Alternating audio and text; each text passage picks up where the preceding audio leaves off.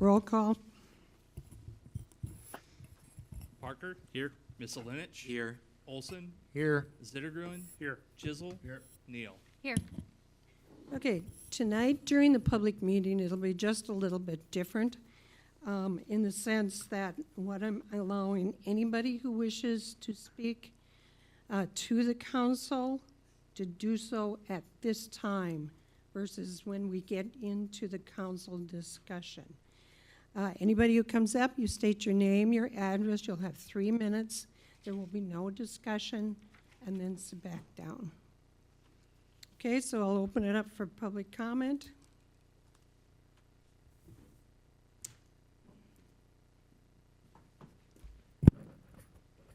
Hello, Thomas Hanson, 3469 Locust Road, Decorah. Good to be here again. Last time we met, we talked about Emily Neal's venture into illegally stating things that are against the ethics board here in Iowa. She was quick to point out in the paper, section 505, or section of code 68A.505, second paragraph of that, to admonish her statements that she made. The thing she left out in typical politician fashion was the first paragraph that states what you cannot do here at public meetings like this. And I want to read that. 65A.505, number 1, states the state and the governing body of a county, city, or other political subdivision of the state shall not expend or permit the expenditure of public monies for political purposes, including expressly advocating the passage or defeat of a ballot issue. What is a political purpose? Section 102 states that a political purpose or political purposes means the expressed advocacy of a candidate or ballot issue. What is expressed advocacy? Again, number 14 states expressed advocacy or to expressly advocate means communications that can be characterized according to at least one of the following descriptions. B, in advocating the election or defeat of one or more clearly identified candidates or the passage or defeat of one or more clearly identified ballot issues.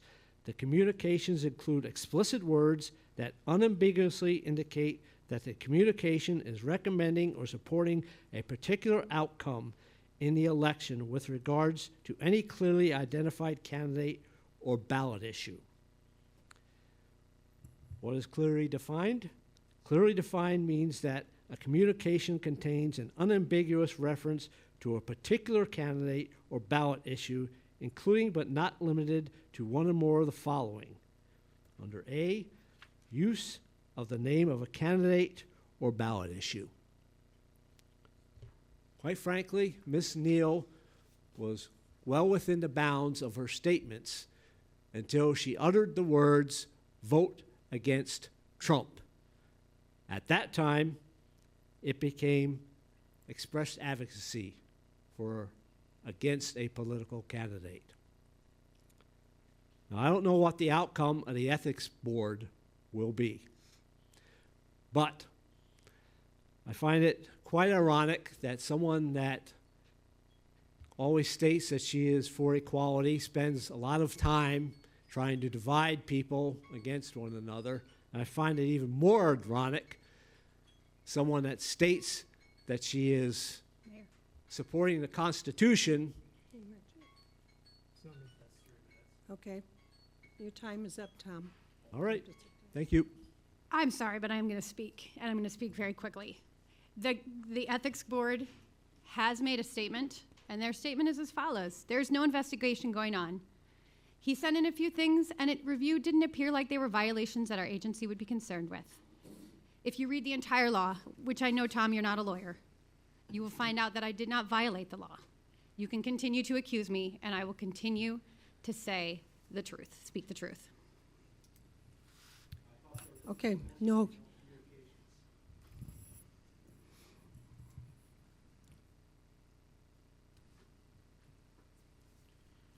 Next person who'd like to speak?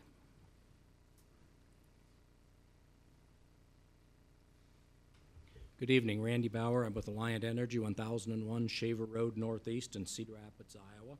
I appreciate the opportunity to speak briefly about the resolution before you to call for a second election on the creation of a municipal electric utility. I'm the Director of Operational Resources for Alliant Energy in Iowa. My team supports more than 1,100 Iowa-based employees who work tirelessly around the clock so the lights stay on, the natural gas is flowing, to ensure that Iowa families and businesses have the energy that they need when they need it. On behalf of our customers and our employees here in Decorah, I urge you to reconsider calling for a second election. If not altogether, because the citizens have already voted on this issue and said no, then at least for this evening. To truly represent all of the people in Decorah, who are also all of our customers in Decorah, then all of these voices need to be represented, and you can't do that with a vacancy on the council. This is a huge decision for your community with long-lasting consequences, which makes it even more important that all Decorah residents have full representation on this council. The last time this was considered, it was driven by a citizens group. If they lost, they were only out the money they invested in the effort. That's not the case this time. This is city money making this effort, and the cost will be borne by the people who live here in Decorah. Win or lose, you're spending taxpayer money on this. The further this process goes, the more taxpayer money you're spending and the more projects will be impacted. What will not get funded to support this effort? Police, fire, libraries, roads, parks. I'm a former mayor of Walford, Iowa, and I understand the urge to get things done. I've also seen what happens when you don't take the time to properly consider an issue. And from my experience, I don't believe the city has initiated a process to understand how much it will cost to take over our electric system, the debt that might be incurred in the process, and the additional costs that Decorah residents will be forced to pay as a result. I spent more than 47 years of my life working for Alliant Energy, and I can tell you there's immense pride in what we do in quickly restoring an outage or plan and build for the future needs of a community such as Decorah. But I got to tell you, this is complicated and intensive work. Transformers and supplies are expensive. Mutual aid after a severe storm isn't free, and you need to hire the best employees, pay them well, and ensure they have ongoing training to stay up to date with the ever-changing technology and advancements so everyone stays safe and goes home at the end of the day.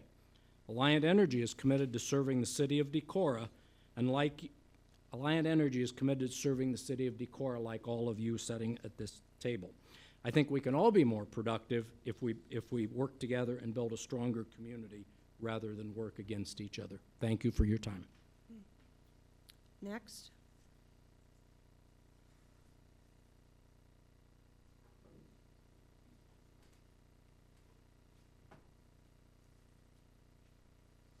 Jerry Donlin, 104 Highland Drive, Unit 1, Decorah. I attended all the meetings except one that was rescheduled that you had in the last 2 years on the utility. And I'm very concerned, as it had just been brought out on several things.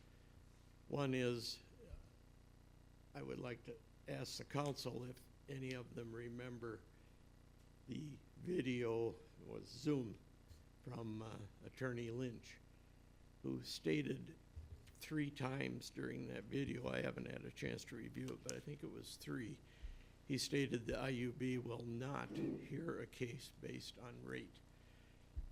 I think you are going down a road based on rate. You're going to waste a lot of cities' money and taxpayer dollars to put this vote to a vote. I don't think it is a proper thing for the council to approve this election. It is not going to approve anything other than do they want it or not. Well, middle of March in a snowstorm, what kind of a representation are you going to have? So I would urge the council to reconsider tonight of having this vote. there are many other things you need to spend your taxpayer dollars on. I think you're going down a road that's could bankrupt the city with all the other things we have. Thank you.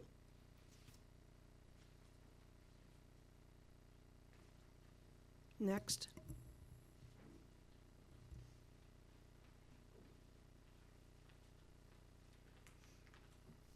I'm Munt Sherman. I live at 905 Maple Avenue. I'm here to talk to you about your vote tonight about reconsidering the horrendous train wreck that you guys call the MEU. Now, if it's based just on price, I'm not happy about the price I pay now. Nobody is. But what comes with that price we pay is a huge infrastructure known as Alliant Energy that has the personnel and the equipment and the expertise backing every dollar that we pay for our electricity. If something happens, they'll be here quick and they'll get it done fast. All right? If it is just based on price, before you take this vote, can you guarantee us that the rate you will charge us with the MEU and plus how much our tax dollars, property taxes, are going to go up? Because that's how else are you going to pay for this? With those two combined, is it going to be less than what we are paying now? If it's not, then what is the point of paying more for less reliable electricity, less reliable customer service? Why? And where, as far as cost goes, just for, I don't know if you guys know this or not, or some of you know it and you don't want the citizens to know it, but just to have the IUB consider even looking at whether or not you can do this, it's over $1 million cash that you have to pay them. Before they will look at anything, it's over $1 million you have to pay them. They don't take IOUs, they don't take payments, they want the money in their pocket before they look at a single sheet of paper. What drawer around here has $1 million cash sitting in it that's used, that this is a better use for than something else around the city? Where's that money coming from? I mean, Decorah has over $1 million just sitting around? No? Okay. So, and another thing is we've already approved the school, so that's going to raise our taxes, and this is going to raise our taxes if it passes to the point a lot of people aren't going to be able to live in Decorah anymore. They're not going to be able to afford the property taxes. You're taxing people right out of this city. That's less people to pay for the power from your little MEU. So this is going to hurt a lot of people.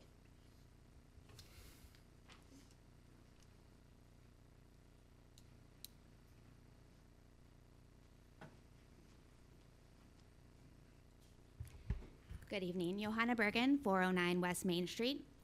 Please vote yes to support the resolution in front of you to establish the question for the ballot on the March 4th vote. Much has changed in the last 5 years, including significant rate hikes to our electric bills, despite fervent promises from Alliant that this would not be the case. Decorah citizens deserve an opportunity to weigh in on this question.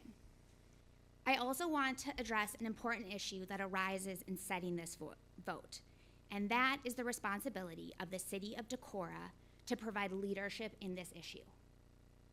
The order of this process and the requirement for this ballot language is such that it makes it a confusing issue for our residents, evidenced by the comments that you've heard this evening. I ask you to do your due diligence to educate the public on the intention of this vote, what it will actually mean, and what will and will not happen based on the outcome. In 2018, there was a vote to explore establishing an MEU. Largely, the education for that effort was provided by community citizens. This time around, you have the opportunity to lead the effort. I believe this is very important. Many of you remember that Decorah experienced quite the misinformation campaign from Alliant prior to this 2018 vote, including promises that there would not be rate increases, which was clearly turned out to be false. This is a for-profit corporation with significant profit margins and is equipped to lead such a campaign again. You, however, are trusted messengers in this city. You have gained the support of the electorate, and you are more educated than most of them on this issue. I'd encourage you to speak clearly about your personal interest in this ballot question and loudly about what a yes vote would mean for our residents. Education could be done in many ways. I've emailed some of you some of my ideas, and I would be happy to share more. Know that Alliant will not hesitate to spend money, and I expect the city to spend as well. Financial, staff, and commission resources should be leveraged to promote this vote. I'd remind you that there was similar confusion around the vote to establish a telecommunications utility. It may behoove you to use this experience and example when explaining to the city what this ballot question is really about. I thank you in advance for providing real leadership on an issue that has the potential to improve the quality of life and business for our whole community. Thank you.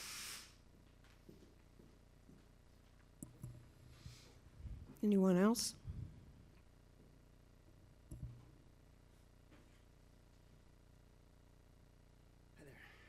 My name is Cody Whittle. I live at 115 Crescent Avenue in Decorah, Iowa. I don't have a lot prepared, but I just want to say that I support the efforts towards municipalization.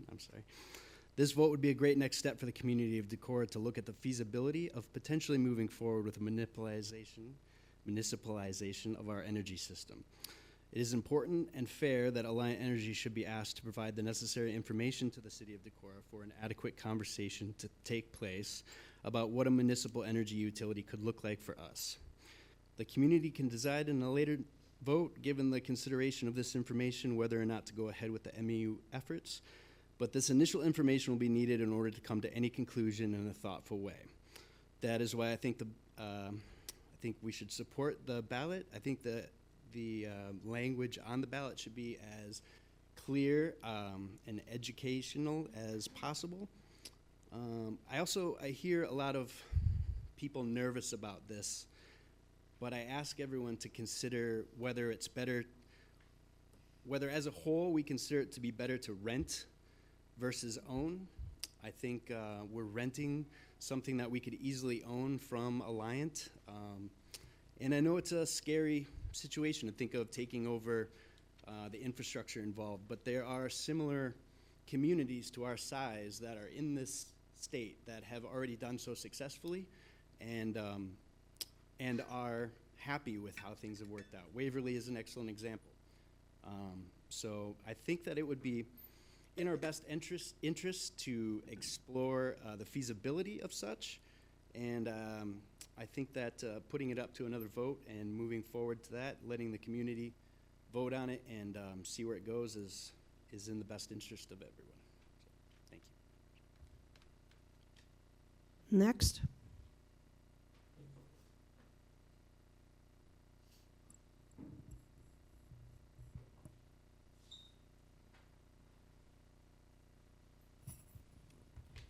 Kent Clokey, 702 Decorah Avenue.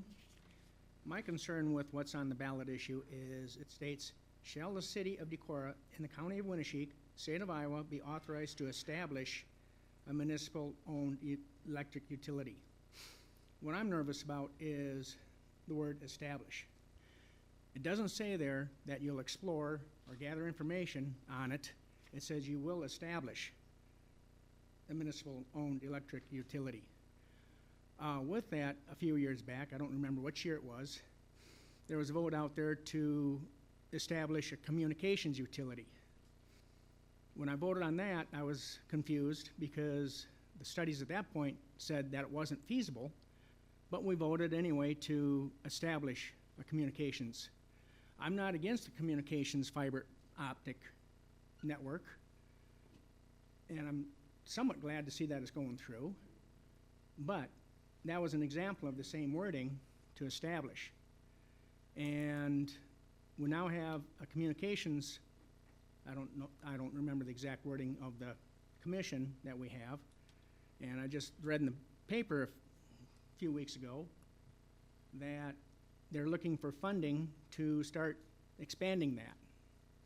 I guess as a taxpayer, I wasn't aware that that was happening. Shame on me if I don't keep track of every meeting that happens in the city, and so I didn't realize that was happening. I'm glad I got informed by the newspapers that they're looking for funding for that. I'm just concerned that once that vote goes through as a yes, 50% plus one, that just opens up the floodgates for the city to spend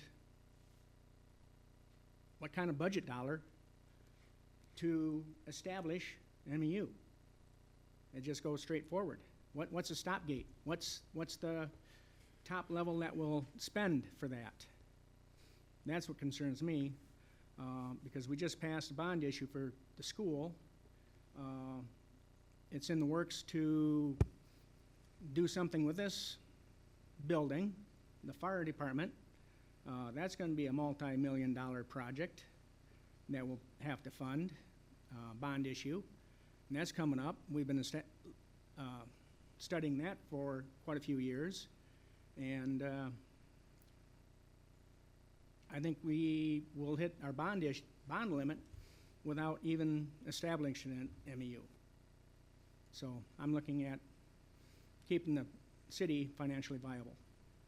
Thank you. Next.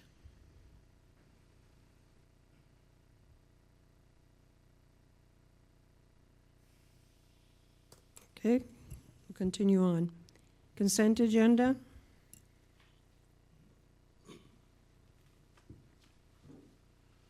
Item A, minutes of the November 4th, 2024 council meeting. B, claims. C, reappointment of Trent Ospey to Board of Adjustments. D, reappointment of Brian Petersburg to the Airport Commission. E, tax abatement application for Elvira Estates at 207 East Water Street remodel. F, C3 design application for Jamie Govley, rendered unique at 115 West Water Street. G, C3 design application for Cheryl Haggerty and Rodney Flaskerud, Lefset Lodge at 400 West Water Street. H, renewal application of Class C retail alcohol license with outdoor service, The Landing Market. I, fiscal year 24 annual financial report. J, fiscal year 24 annual urban renewal report. K, resolution obligating funds for Urban Renewal Revenue Fund to Rebound Hospitality FY26 payment for tax increment financed obligations.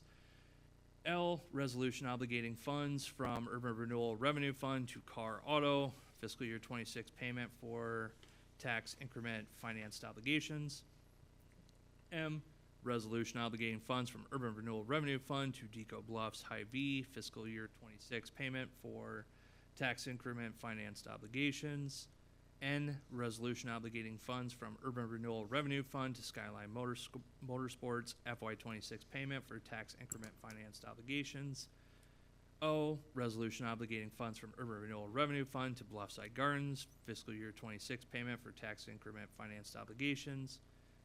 P, pay application number 1 for Decorah 2024 street improvements asphalt resurfacing project. And Q, pay application number 2 for Dry Run Creek WQI wetland project. You want to repeat all those? No, I don't.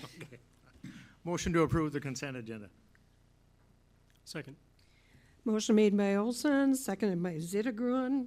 Could I Any just ask discussion? Sure. Just real quick question, because I didn't understand it in the tax abatement application on item E. Is that just for the second floor apartments? It'd be for the increment above the existing value. So yes, it. All right, thank you. Yep. I'm glad Randy brought that up because I also wanted to mention that abatement application. I hope that, we had a lot of background documentation tonight and a lot of these things are pretty pro forma. So I understand if maybe it was easy to skip over that, but the property owner, Lori Meinholtz, put a lot of work into this application. In particular, I really appreciated how she outlined the lots of steps she had to go through in order to make the building safer and more inhabitable. And I think it's worth your time if you haven't had a chance to explore what she submitted, to take some time. I urge my fellow council members to learn a little bit more about the good work that goes into investing in our community. And I appreciate Lori's work on this building and a lot of the other investments that are represented in the consent agenda tonight, so. Any other discussion? Roll call? Olson, Aye. Zittergruen. Aye. Parker. Aye. Miscelinich. Aye. Chisel. Aye. Neal. Aye. Motion carried. Consider resolution calling a special city election. Let me give background, please. Okay, so, council approved resolution 3446 at the May 6th, 2024 council meeting that directed the city manager to present a drafted resolution to the city council to call for a special election on March 4th, 2025, with a question on the creation of a municipal electric utility. The proposed resolution for tonight was prepared by legal counsel with Ullers and Cooney, who assisted the city in 2018. Notification, should this be passed, notification must be sent to current providers as well as the county prior to January 3rd, 2025 to comply with the 60-day notice requirement. Okay, I'll open up for council discussion. Don't have any action yet. Can we have discussion? Well, Okay, I want a clarification. Do we need a motion to discuss first? You don't need. Rules of procedure would dictate typically Okay. a motion second. And Okay. again, even if you have intentions of voting no, please, as a reminder, always make a motion the affirmative, because a failed no doesn't automatically mean yes. So please make a motion in the affirmative. I'd like to Okay, make I'm looking for a motion. I'd like to make a motion that we approve the ballot language presented by Travis for establishing a municipal electric utility vote on March 4th, 2025. I second the motion. Because of the stakes of this one, though, Let's just do I the just have a second. question for John. Can I, about the motion that she made? I just want to make sure that her language is going to be okay. She talked about approving the language of Travis, but we're talking about passing this resolution, right? Didn't we already call the election in May? Council adopted a resolution directing staff to prepare this. That's what resolution 3446 said, is staff go prepare a resolution that says this. And Okay. that had to come back with the ballot language. That's what council's considering today, is that specific resolution that calls for the special election and puts the ballot language in place. Okay, so can I reword it if you want me to? Fine Or with is me. it- Okay, then I will make a motion to approve a resolution for municipal electric utility election on March 4th, 2025, and to use the proposed ballot language of the Decorah community shall establish a municipal electric utility. Second. Okay, now discussion. Thank you, Randy.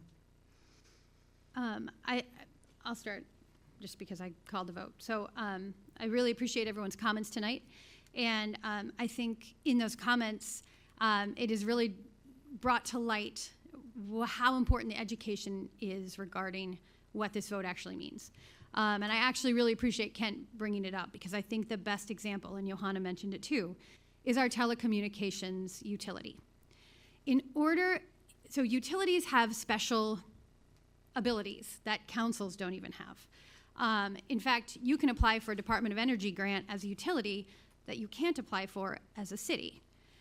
And so in establishing a telecommunications utility back in, and Kent said the year, I think it was 2017 or whatever year it was, that allowed the city to explore, get information, learn about, wait for different laws to pass, right? And then be able to all of a sudden here in 2024 put out an RFP to ask service providers about building out our infrastructure.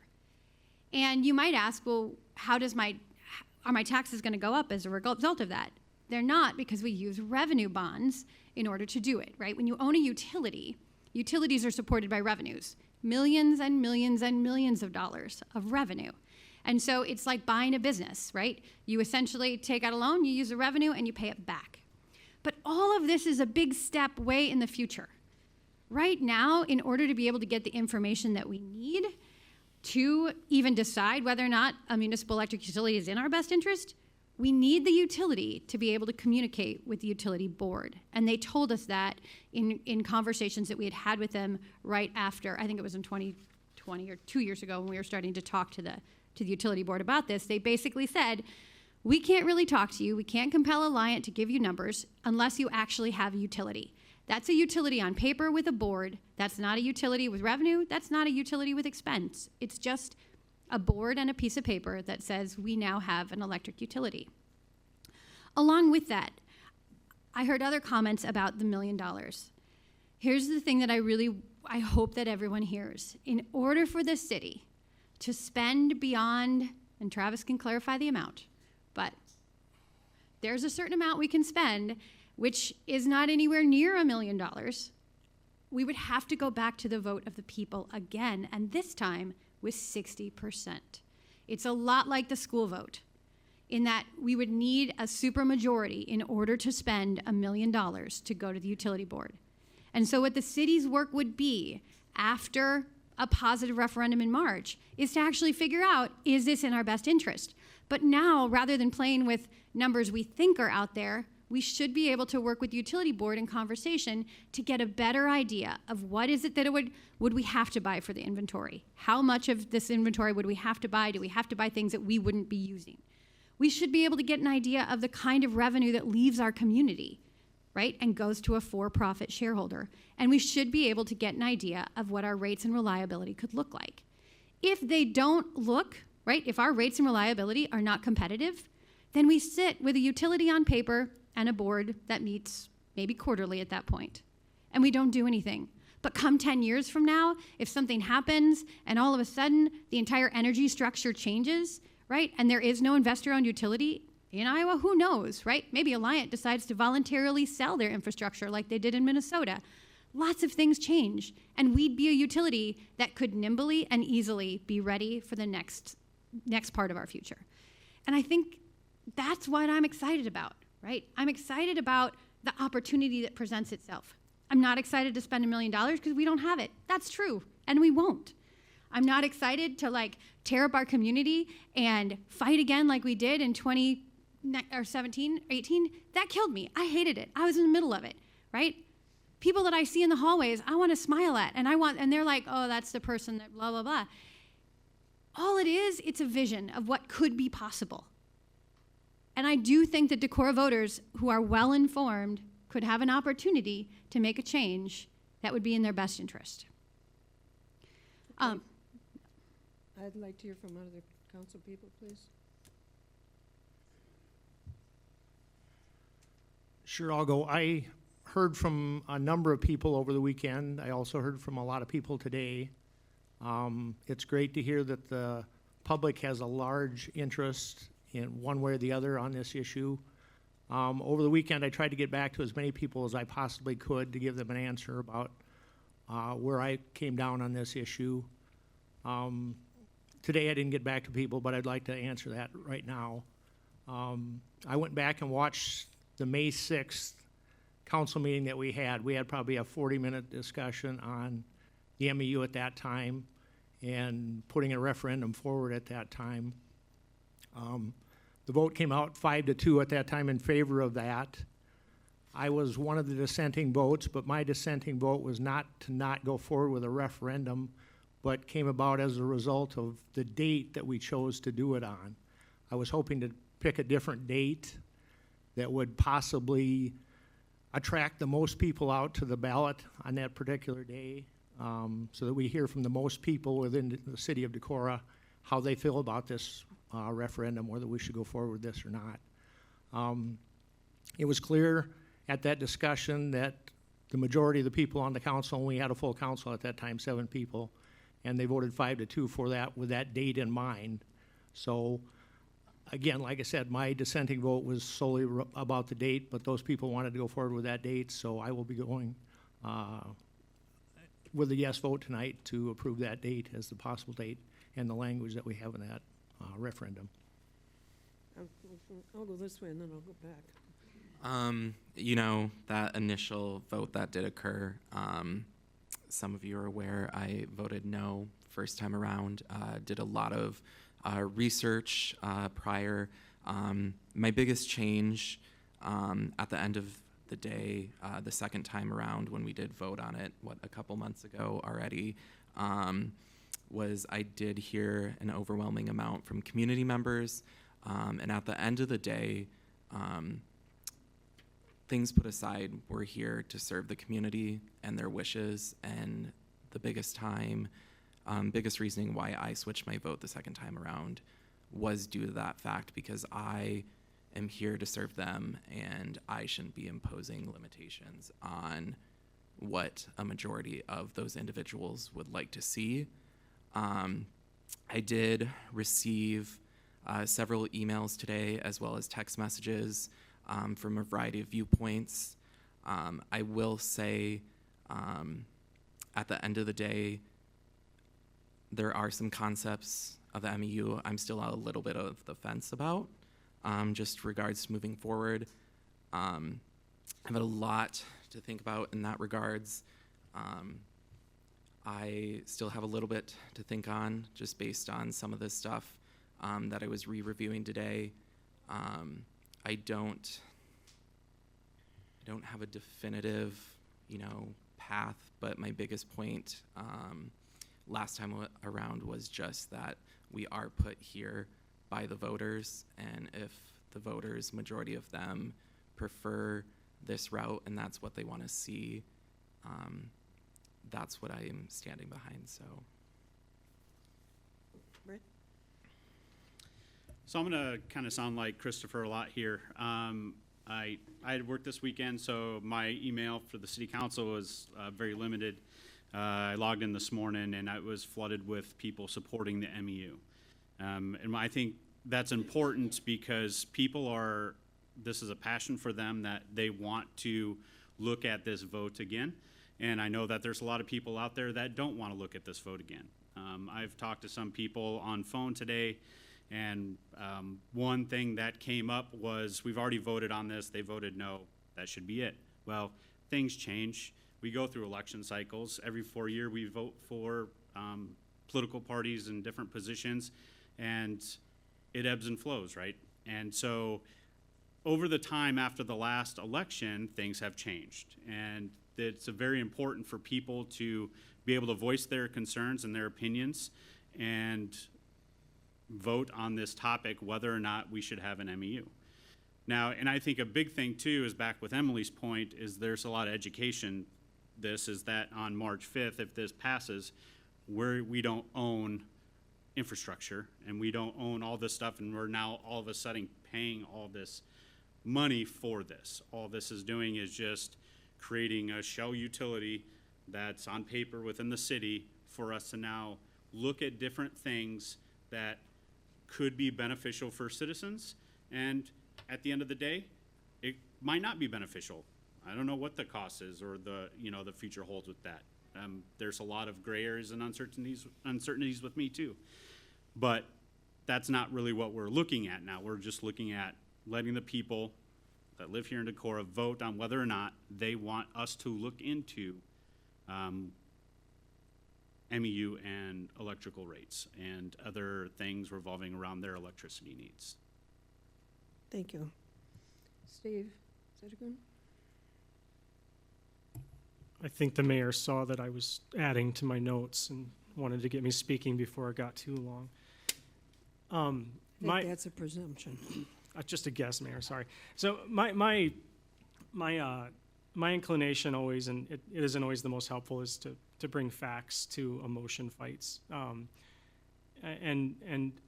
I know that a lot of what people are looking for tonight isn't information, but I think it's really important that we make our decision not on the basis of how we feel about Alliant or how we feel about this, the proposal of, the long, expensive process of municipalization if this first thing in that long chain happens.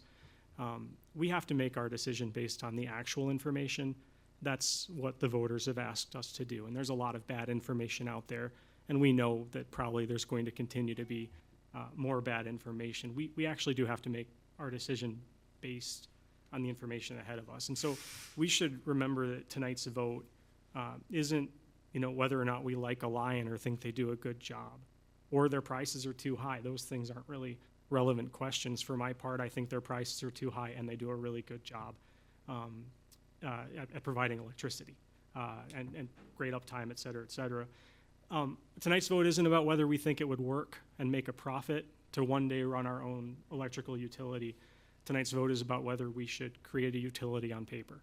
And that paper utility in Iowa law has a lot of rights, a lot of abilities that currently the city of Decorah doesn't have, to work together with the Iowa Utilities Board and other parties to get the kind of information we need to answer some of these bigger questions that come next.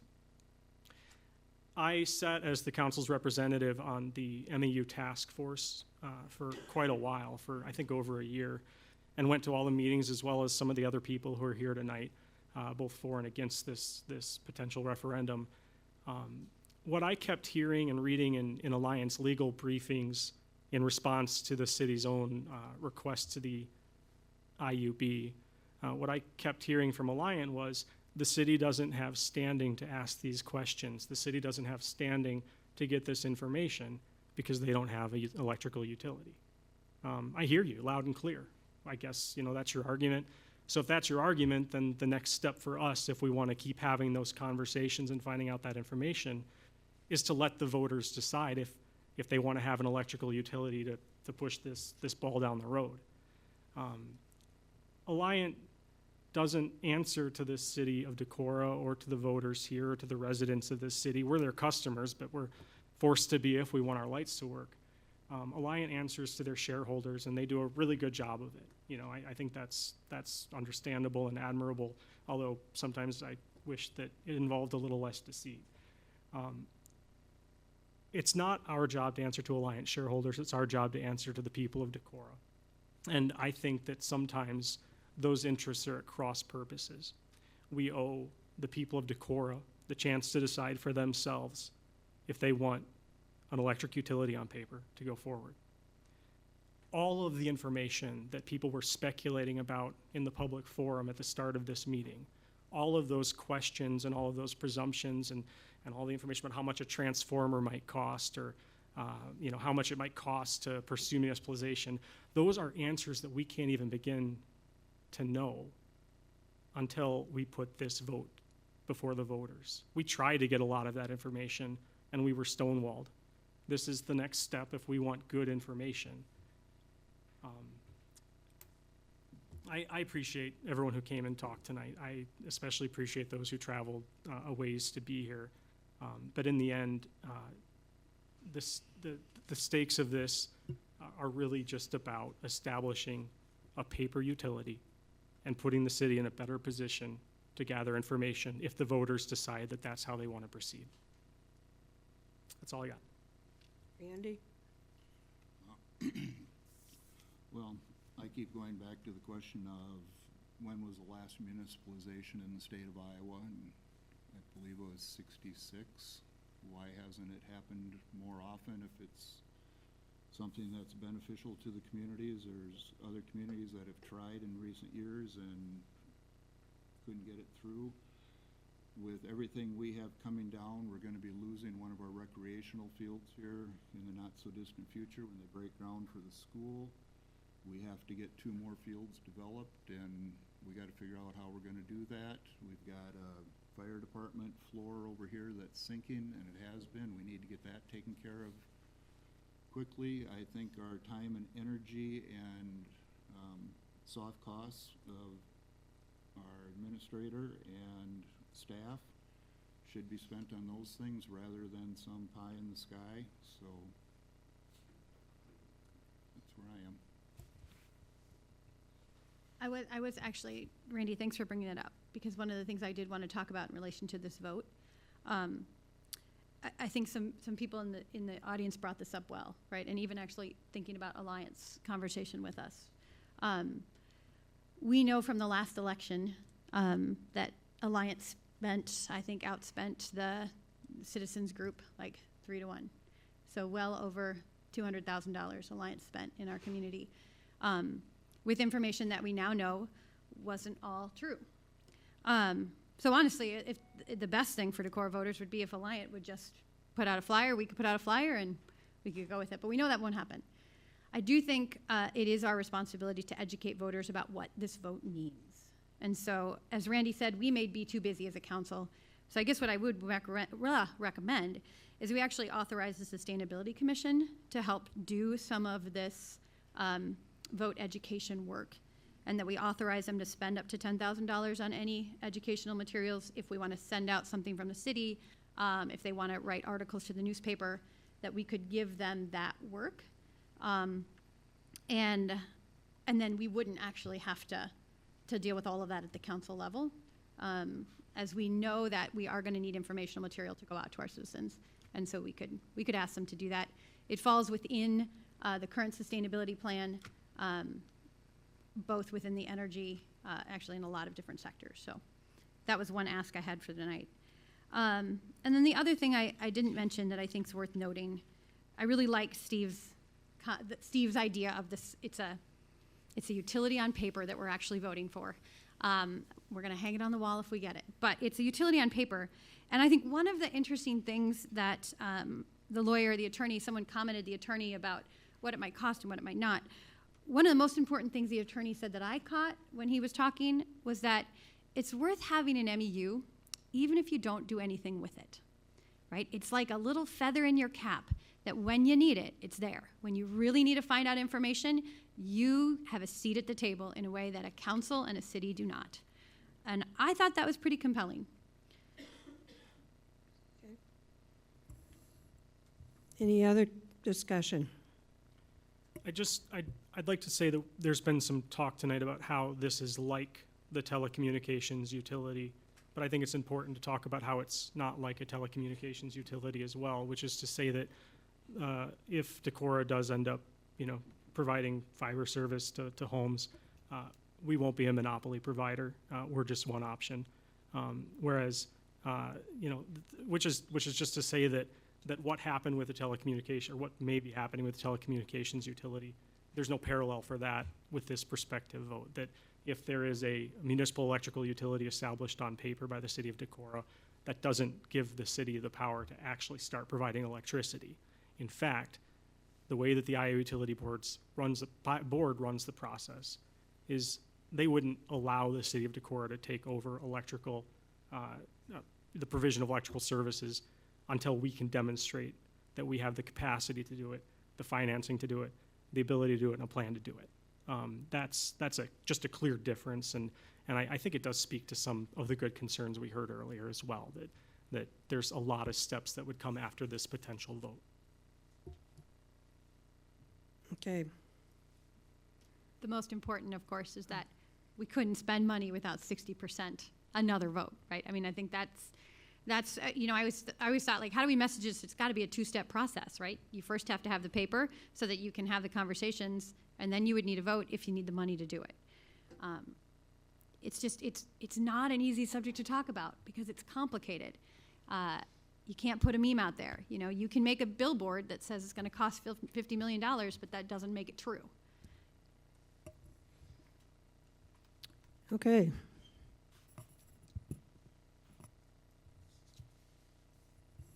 Roll call.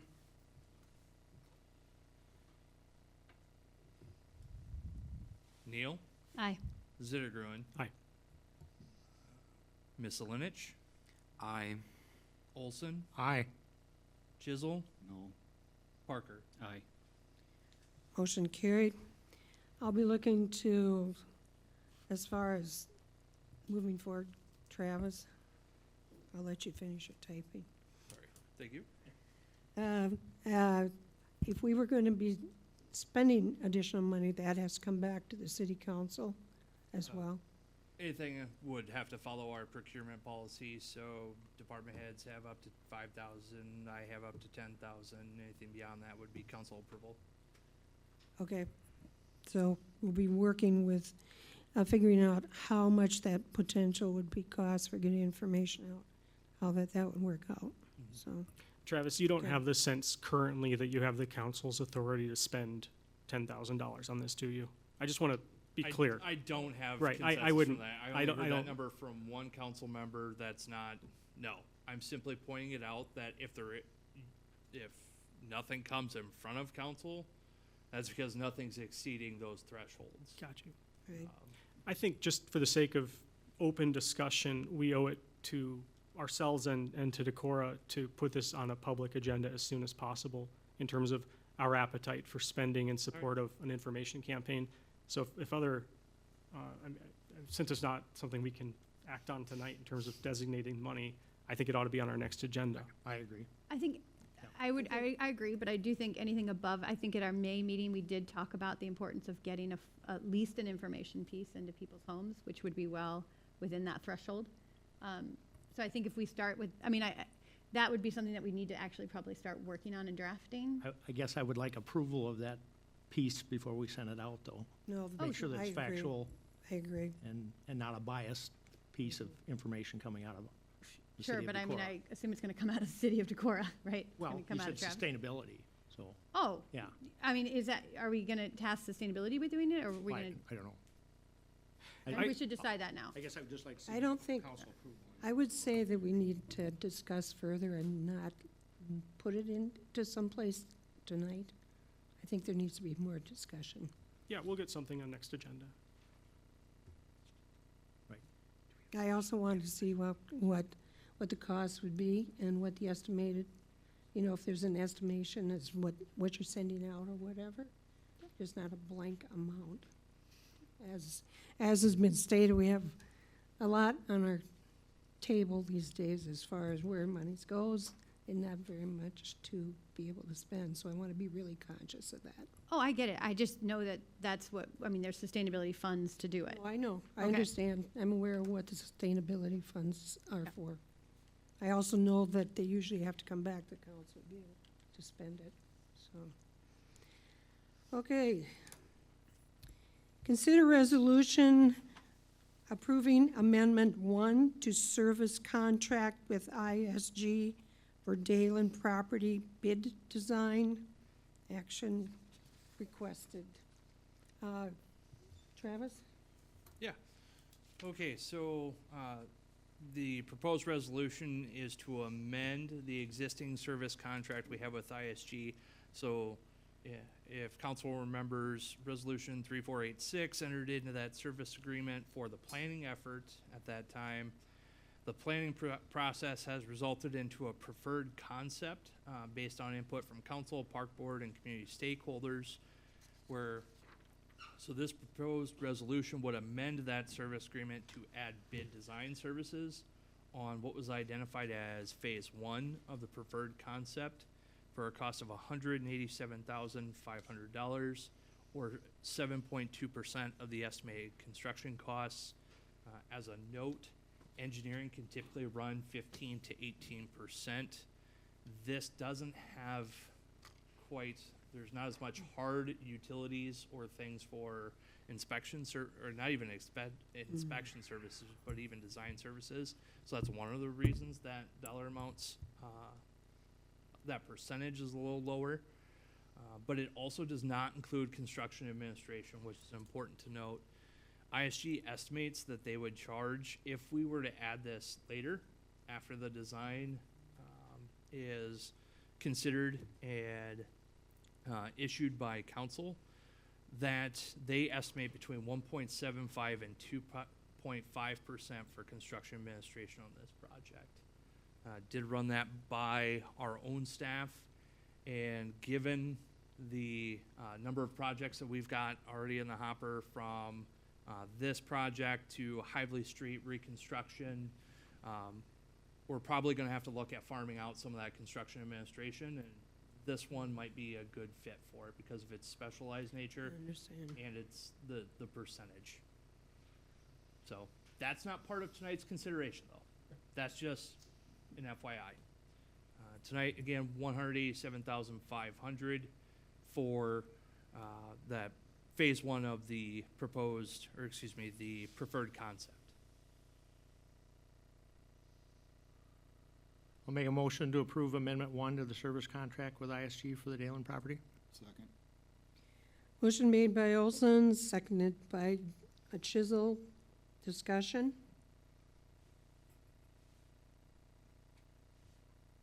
Roll call. I'm sorry. I was hoping someone else would talk first. No, you gotta jump in. Thanks, Mayor. Just Travis, a question. To what extent does to what extent could this work be made more incremental? If the council's appetite was not to do the whole project at once to a finished state, I know that this is still phase one of a potentially multi-phase project, but if the council, said, hey, actually, it might make more sense to just do one ball field first, or a dirt lot first, and with plans, does this oblige us? Like, is this wasted money if we do the project over a longer time period? Right. No, so that was actually lightly brought up at the last joint work session, where this would be designed very similar to what we've talked about with the Carlson Park Phase 1A and Phase 1B, where they were being designed together, but have essentially a seam where you can separate the two. That should, in the Carlson Park example, Phase 1A gets bid out separately. We would do similar here, where there are a couple things that we would have to include in the base regardless, and that's grading, site prep, a lot of that. I don't want to call them lost expenses, but they're fixed. We're going to incur them regardless, and so the first part of the project is going to be the most expensive. And everything we add on after that will have economies of scale and will bring that cost down. It's a very long-winded way of saying, yes, there are ways we can back off some of these things that are in the preferred concept, and we'll have the bid documents prepared as such. But a large share of that cost is going to be borne up front with the site prep, the grading, the reseeding of everything else that's not touched. So there's a lot of costs that are going to also go in, even if there's not, if there's one ball field and not even a parking lot put in. So there's going to be a lot of costs associated with just that first step.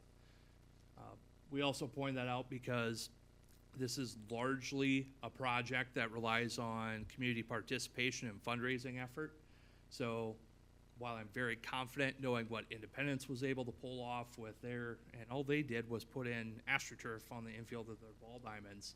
And I know some have played on those, and they're not exactly thrilled about the outcome there. So, but my point being is Independence was able to raise about $1 million in 30 days to AstroTurf infields of their ball diamonds. I'd like to think that the city of Decorah, we can certainly match that for the construction of new. But should those efforts fall short, we still need to get at least one ball field, preferably two, online before the school project advances and the ball field over here gets tilled under. Thanks. That was an instance of me sort of knowing the answer to a question, but knowing you'd be much better at saying it than me. So I really do appreciate. I think that's very helpful information, and I appreciate you sharing it with everyone. Thank you. Yep. Any further discussion? Roll call. Olson. Aye. Chisel. Aye. Zittergruen. Aye. Neal. Aye. Parker. Aye. Miscellaneous. Aye. Motion carried. Consider resolution issuing requests for qualifications for energy planning services for EECBG funded program. This is something that you've been working with Michelle, I believe. Yeah, so this is in relation to Michelle Barnes came and presented on this EECBG grant application, not to be confused with the SETI pass-through EECBG grant. That one's the federal, this is the state level. So the city was awarded EECBG funds to provide 30, the application didn't designate, but based on the estimated project cost, we believe 30 energy audits for owner-occupied properties in Decorah as well as energy efficiency, mini splits, things like that at the Woolen Mill property. That application, council's already approved that, it's been awarded. So this RFQ is for the planning services, and it has to be competitively selected since they are federal pass-through funds, so it has to go through this competitive selection process. RFQ is proposed to have a submittal deadline of December 30th, and I would anticipate we would award following at the December 16th meeting.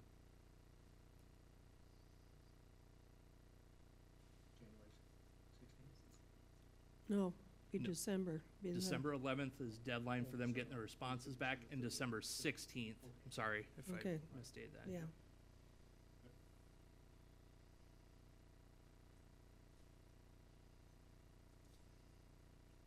Looking for a motion? I move the resolution issuing request for qualifications. Second. Motion made by Zedergrun, seconded by Olson.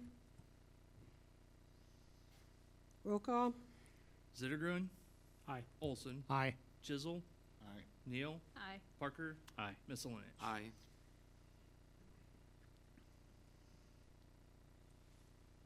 Consider resolution approving final plat for the proposed Decorah Business Park Third Subdivision. You have background on that, please? Yes, so the city's received a final plat for the property on the Decorah Business Park Third Subdivision. Locally, we know it as the former Orvella property. And this includes the site plan that council's already considered and approved for Truck Country of Iowa. That was at the October 21st meeting. City Code Section 1604-150 requires council either approve or disapprove of a final plat after review by the Planning and Zoning Commission. The preliminary plat, which is approved by the commission but not council, is included in the Dropbox as 008E for reference. It is worth noting the only infrastructure improvements proposed as part of this stage of overall development are stormwater improvements associated with the Truck Country of Iowa site plan and some minimal water improvements that'll also be on the Truck Country side. No public improvements short of the stormwater improvements. They'll then be turned over to the city as part of that platted right-of-way. Staff has noted nothing really for contingencies or alterations. Planning and Zoning Commission has recommended approval. I move the resolution. Second. Motion made by Zedergrun, seconded by Olson. Discussion? I just want to thank our local economic development partners at Decorah Jobs for the work that they've done here and their staff who are here in the room. This is a neat thing that we're doing. It's going to be good for Decorah, good for our tax base, and good for people who need the services that this new business provides. So thanks for helping bring this across the board. I'd just like to echo Steve's thoughts. Thanks, Steph, for bringing this home. That's good.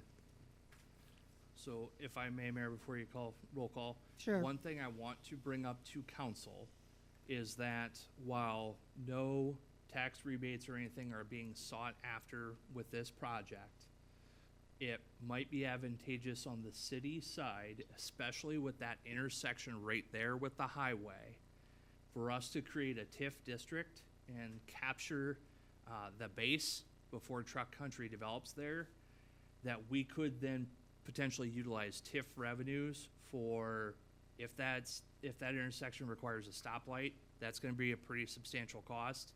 The DOT will help offset some of that. There's still gonna be a pretty significant local cost as part of that. We can establish the base and the TIF district and not do anything with it. There's no harm, no foul. There are costs incurred, obviously, in the creation of the district, but that would put us in a much better position that should the DOT require us make improvements at that intersection. I think it's a worthwhile thing to establish the district and hope it's on a future agenda. Yeah, I would too. Agreed. Yep. All right, thank you. I heard that from several council Thank you, members. Travis. And there's nothing that Travis likes more than establishing TIF districts, so it's great. Then I get to read them all as part of a consent agenda every November. I think we need a T-shirt. Okay. Well, I appreciate you pointing that out and bringing it to our attention so that in the future when we're looking at that, it can at least help minimize some of the costs that's going to occur. Okay. Consider approval of amending site plan. You have to have a vote. Oh, We should probably sorry. vote. You think so? It might come in darn handy it. for future. Well, I like that when you, that was just testing. How about that? All right. A roll call. Zittergruen, Aye. Olson, Aye. Chisel, Aye. Neal, Aye. Parker, Aye. Miscellaneous. Aye. Thank you very much. Consider approval amending site plan Decorah Ventures at 2342. That's a combination of 2342 Sweet Park Road. Okay. Now, can you give some information on that, please, and say, Yeah, so we've pull got that a all together? couple things working on this that it's not as clear cut as what most of our site plans that we're going to see come through at this point. So this application is an amendment to an already approved site plan for Decorah Ventures at 2342 that was approved back in 2018. And so back then, there were no stormwater management practices on the books. However, as part of their site plan, there was a prepared stormwater management plan that focused on water quality as opposed to the runoff coefficients because of the karst topography and the sinkholes up there. So that's one of the issues that this is an irregularity for us. The other is that, well, I should dispense up, so the formality. So City Code Section 1736020 requires the proposed development submit a site plan for review by Planning and Zoning Commission and make recommendation to council. That's why we're here. The other reason this is a bit irregular is that the level of detail isn't typically what we would want to see, but this is an IEDA financed project that we have a deadline for submittals of the 10th of the month for the following series of boards and commissions. So this has an October 10th submittal deadline to catch the November Board of Adjustment, the November Planning and Zoning Commission, and then the second November council meeting. That's how all of these site plans are structured. 10th of the month to catch all of the next month's votes or meetings. IEDA, they wanted this under contract by November, and so we had them send us what they had. While it appears that there's not going to be a lot of issues on site plan requirements, staff isn't able to give a very in-depth review of the site plan because it does lack this amount of detail. So what we would recommend is any consideration be contingent upon and this is a direct quote, final plans meeting all city code requirements, including but not limited to the following: general regulations 17.16, site plan requirements 17.36.040, and 17.36.060. Parking 17.52, and per SUDAS also R3 zoning 17.76, along with details, spot elevations, drainage pipe configuration showing the layout, basis of design of the stormwater filtration system. End of quote. Mayor, I have a motion. You're never going to believe what it is. I move. You spoke right up. Yeah, That's I what move it is. I move we approve the amended site plan contingent on the final plans meeting all city code requirements, including but not limited to the following: general regulations 17.16, site plan requirements 17.36.040, 17.36050, and 17.36060, parking 17.52, and per SUDAS R3 zoning 17.76, along with details, spot elevations, drainage, pipe configuration showing the layout, basis of design of the stormwater filtration system. I'll second that one. That I'll is second. just what P and Z recommended. Wow. I'll totally second that. I was gonna Okay. second it, but I won't read off everything that Cedar All right, said. so we had just a minute, we have a motion made and seconded by Olson. Okay, discussion. Just that I think we're trying really hard to make Steve pull for all the resolutions here. I'm enjoying it. I'm going for a record tonight. Good, I think I want to thank staff for being flexible on this and working with an individual developer to kind of go through in a regular process. I think that's one of the neat things about a city our size is that we can actually work individually with people given their unique needs. And this seems like a good case where flexibility was called for. And thanks for the extra work it took. Okay, any further discussion? Roll call. Zittergruen? Aye. Olson? Aye. Neal? Aye. Parker? Aye. Miscelinich? Aye. Chisel? Motion carried. We have an opening on the Decorah Human Rights Commission. We're taking applications for Planning and Zoning Commission and Sustainability Commission. And we have December 6th as deadlines for both of those, Correct. okay? Yep. That's so that we can get it in time for the second meeting in December.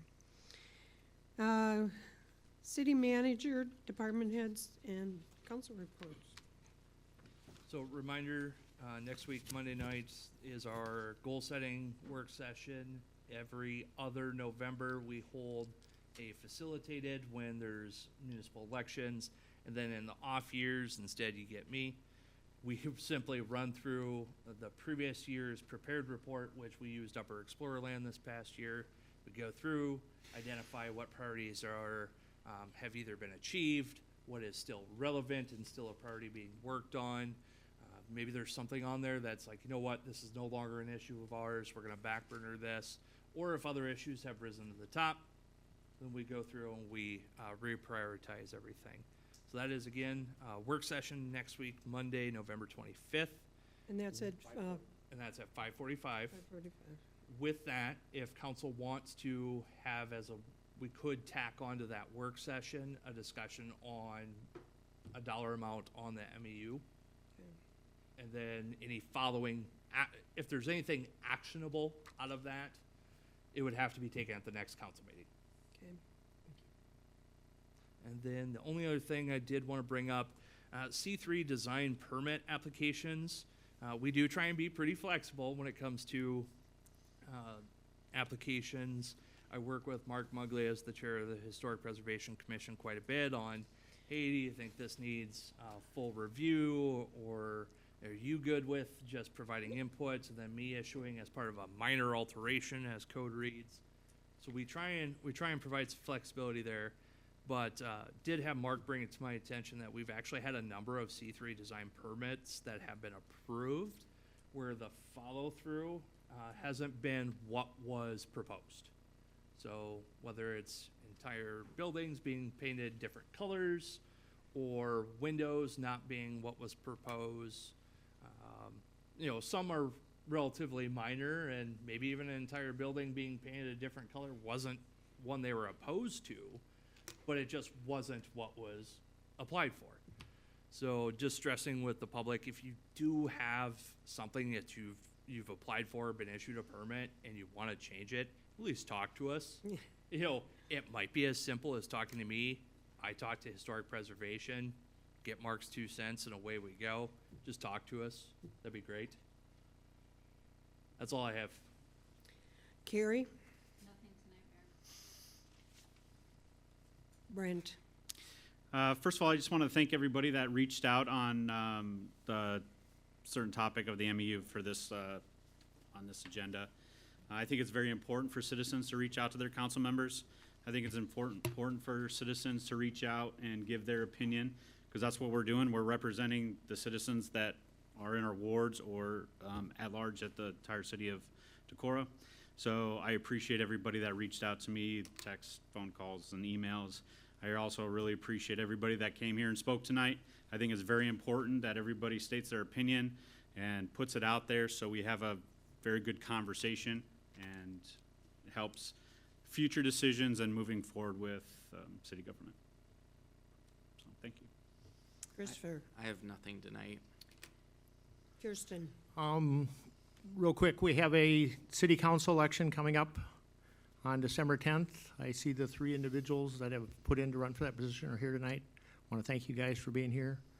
I wish you the best of luck. I talked to Ben Steinis today, and he said that early voting will begin as early as the end of this week. They had to get through today for people to withdraw in case they decided they didn't want to run. They've sent the ballots off to be printed up. As soon as he gets those back, they'll open up for early voting. He hopes to have those back by the end of the week or the first of next week. If 2 people, or if nobody gets a 50% majority in that election, there'll be a runoff, and that would be January 7th and going forward. So just for your information, when you guys are out there campaigning and stuff like that, you can inform your voters about it. Not December 24th. Not December 24th, no. That's what code says it should be. Or January 31st. well, one reminder also is that this is at large, so the whole city votes. It's not according to boards. Littlegreen? I went to the Winnebago County Natural Historic Resource Survey results sharing that happened here in town last Monday, where Dr. Rachel Brummel with Environmental Studies at Luther College shared the results of the work that that had been done at the behest of Winnebago County, doing a resource assessment and evaluation of people's strongly, sort of strong feelings about how we can best steward our resources and how elected officials should balance various factors when making decisions. Although this was targeted for the whole county-wide, it was my experience that there was a lot of information there that I actually think would be really useful for us to hear as well as a council. And so I hope, this is my invitation to the mayor to consider it, I hope we consider inviting Dr. Brummel to come and present a short version of what I saw, which is a really great kind of look into how the people that we serve feel about how we can make decisions that balance the need for development, economic growth, and the need to protect the beautiful resources that surround us. So that's my encouragement. I'll follow up with y'all, but I encourage you to look into it, even if we don't end up doing that. And then I wanted to say thanks for 2 things, 2 grants that kind of came through in the past few weeks. The first that I heard about just yesterday was the Decorah Human Powered Trails pursued a grant from Athletic Brewing Company, which is a brewer of non-alcoholic beers, and a pretty significant grant that's going to end up promoting, improving our trails in town. So grateful for their work securing money to improve city resources. And just how much did they? Well, I don't know, Mayor. I'll ask. I don't know. I don't know, but I'm looking forward to finding out. I don't know that that's a set amount. Okay. I believe it's similar to kind of our local grocery and stuff that do roundup for a cause or whatever. I believe it's very similar to that, where they award up to $2 million Okay. through that type of I program. thought there was specific amount that were, I don't know. okay. Yeah, I don't know either. There were dozens of awardees, and Yeah. Travis is right that it's up to $2 million. So I don't know what percentage of that Decorah will end up with, but I think it's really nice when community members go out and find money for the city. That's really great, and I encourage it. The other thing is the grant that came through from the Iowa Transportation Commission's Recreational Trails Programs Project. That grant for $300,000-ish. That's the one I was thinking. Correct, yeah, resulted from a lot of staff work and investment by our Parks and Rec department and our staff here, and I'm tremendously grateful for that work. It also came about because our administrator, Travis, encouraged us to be patient and wait to see what would happen with this grant, and I'm really grateful for his leadership, in particular, in guiding us through this process in a way that's going to be to everyone's benefit. Thanks. Randy? Well, I do have something tonight. I just want to remind everybody that next week, Wednesday, kicks off Helping Services walkthrough night out at the campground. It's their biggest fundraiser of the year. So Wednesday night will be the walkthrough, and after that, then it's cars, no walking. Please get out and support them, and everybody have safe travels for Thanksgiving, and happy Thanksgiving. Emily? I've got a couple things. Once I was talking to Mark about deer hunting. It's that time of year again where we see a lot of deer in Decorah.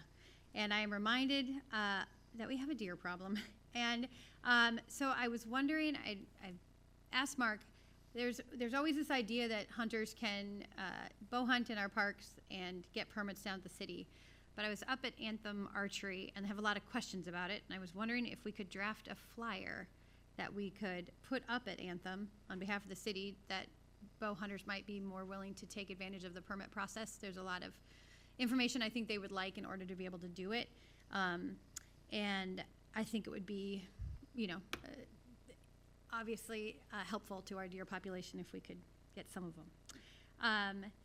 So that was one thing. The other, I did want to just address a couple of thoughts as we discussed at MEU. One is that I do think now as a council we voted to have this election. It's probably important that each one of us gets educated on terms of what that vote means ourselves.